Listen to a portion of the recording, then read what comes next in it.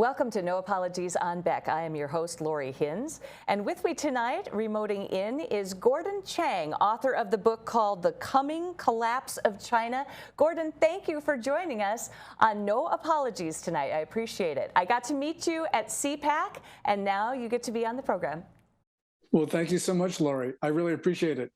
Now, we have a mutual friend in Solomon Yu, and we also have a mutual interest in the incursion of China into the United States of America. Here in North Dakota, you well know that the Fufeng project is still moving forward in Grand Forks, and I'm really curious about your take on the whole thing.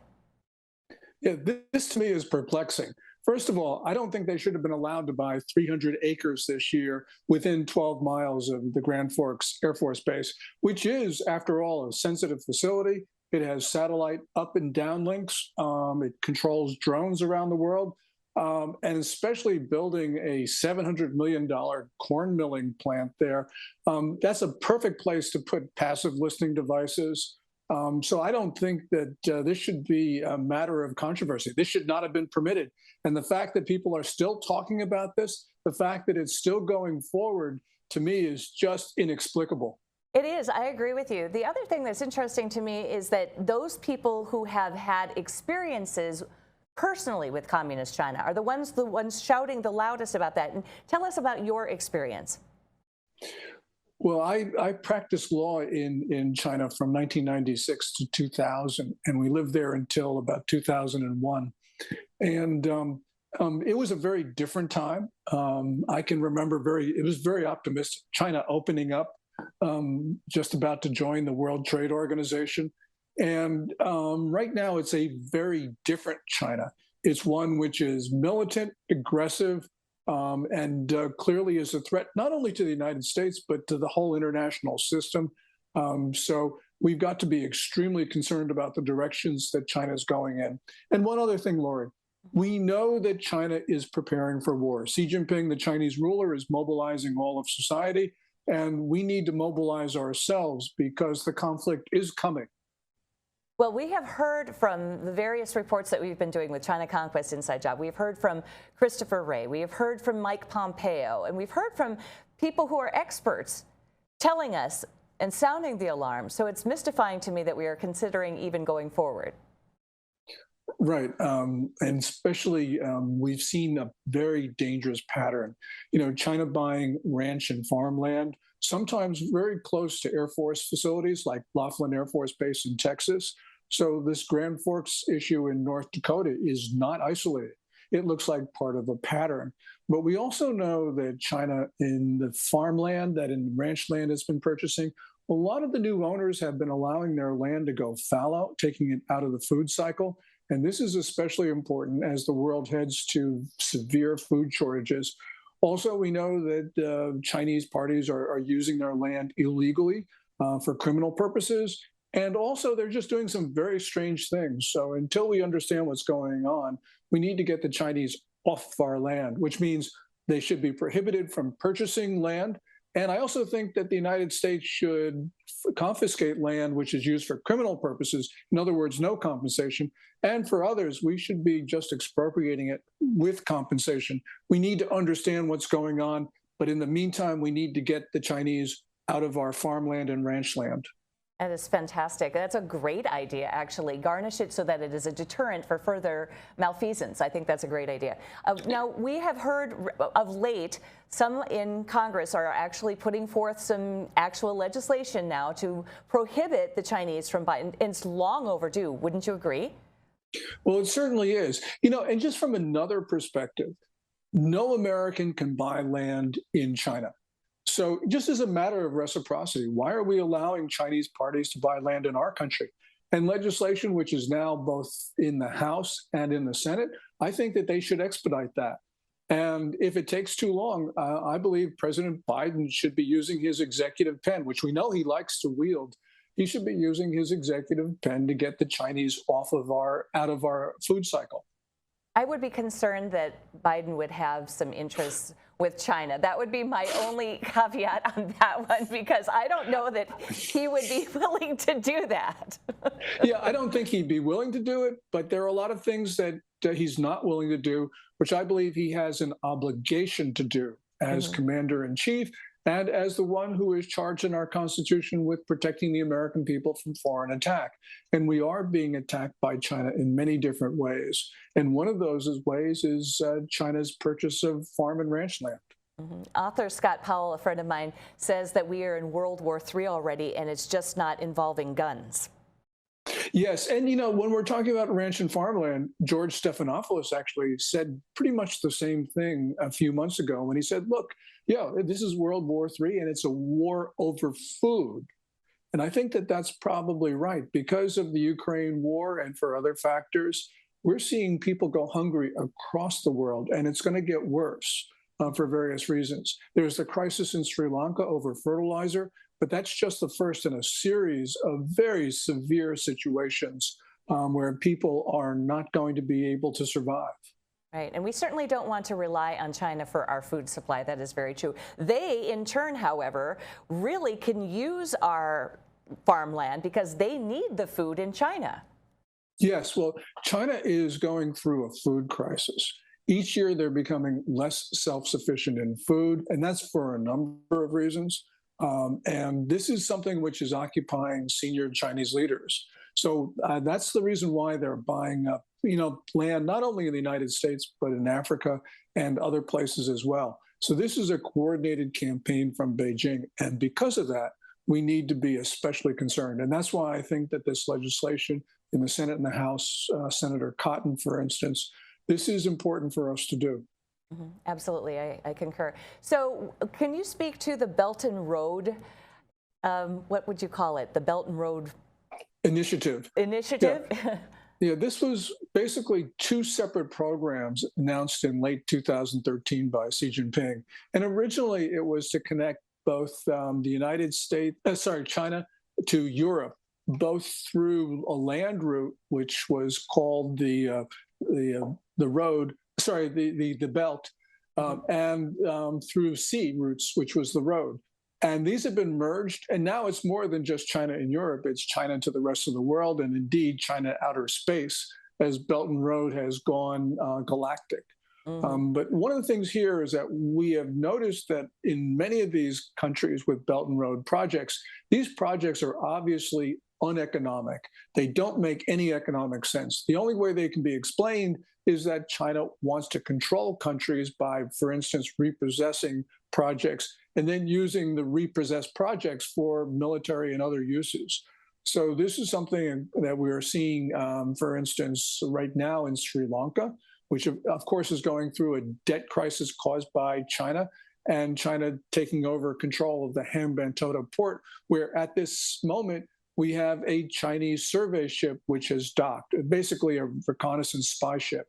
Welcome back to No Apologies on Beck. I am your host, Lori Hinz. I'm very pleased this evening to be hosting Gordan Chang, who is remoting in. And Gordan is an expert all things China. You lived in China, you know what they do there, and now they are trying to make their way insidiously into the United States, we believe. We do have some proof of that with, like, the Confucius Institutes, for instance, just starting there, Gordan.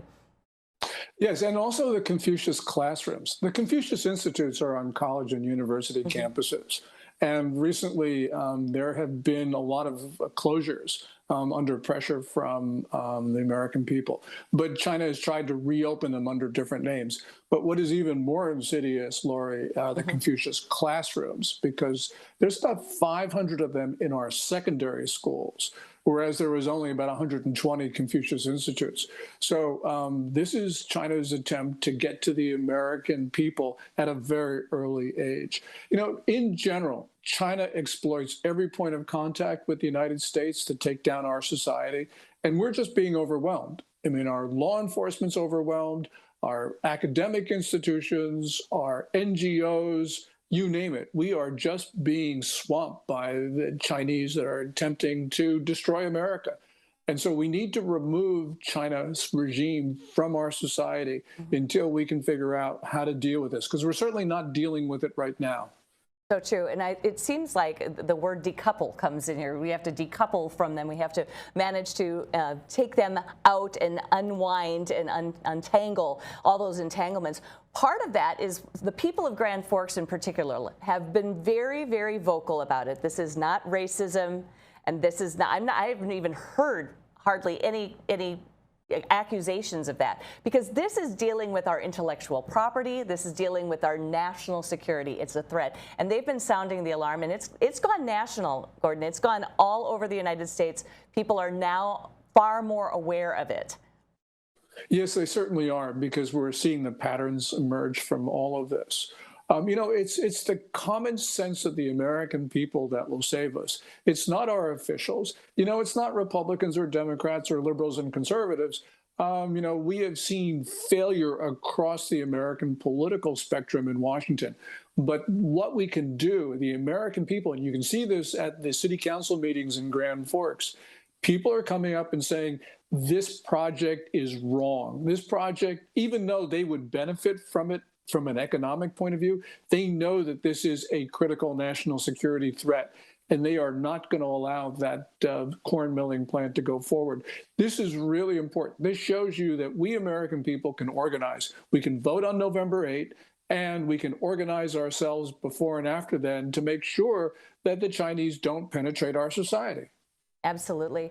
Now, you were talking about the people pressing ahead and saying, being honest about what's going on here too, but it's still mystifying to me that the city leaders seems to fall on deaf ears. It seems to fall on deaf ears, and you've got to wonder what's going on here.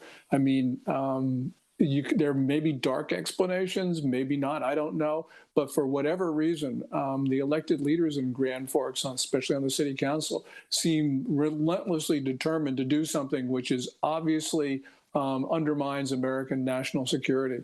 So draw your own conclusions from that. But the people of Grand Forks, they can vote out those folks on the city council, which is what I think they're going to absolutely have to do.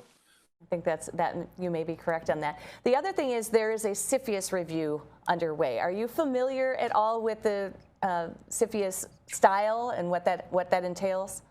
Yeah, this is the Committee on Foreign Investment in the United States. Correct. It's an interagency task force, which is led by the Treasury Department, and it reviews foreign investments into the U.S. And CFIUS is now looking at this. Now, the Grand Forks City Council has actually hired a lawyer to make the case for Flufeng Group, which wants to build that corn milling plant, which really was ridiculous, because here you got basically a state enterprise, and the city in North Dakota is actually paying for their lawyers. But there are technical issues about whether a CFIUS review should apply.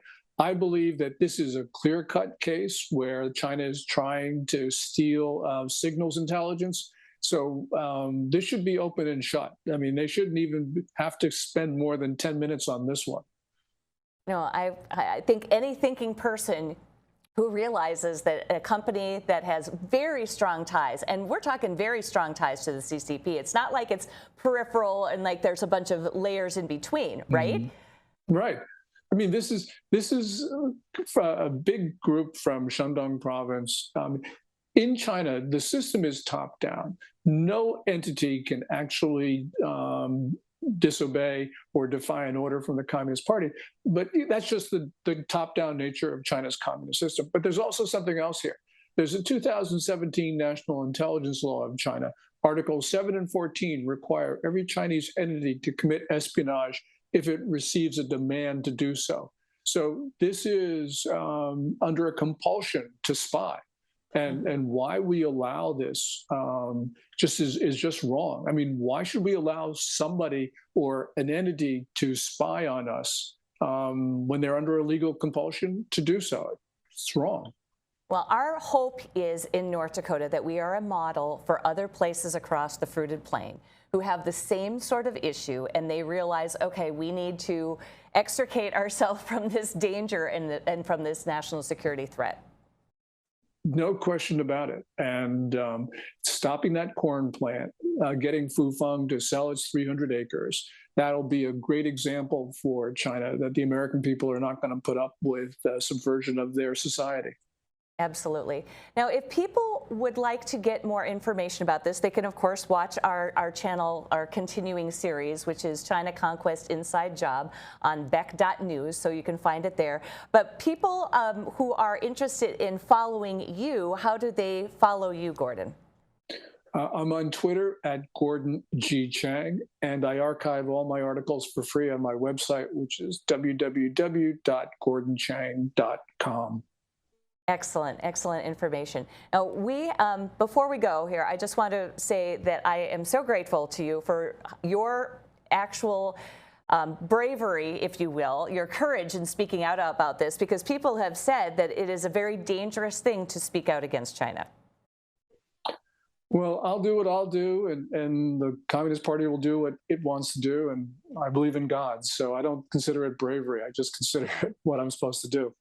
There is something to be said for doing the right thing because God wants you to do the right thing, and I totally agree with you. Gordan, thank you very much for all of your information. You've been just a wealth of information for us, and those people in Grand Forks especially who are being very courageous and speaking up to take a lot of courage from hearing what you have to say, so thank you.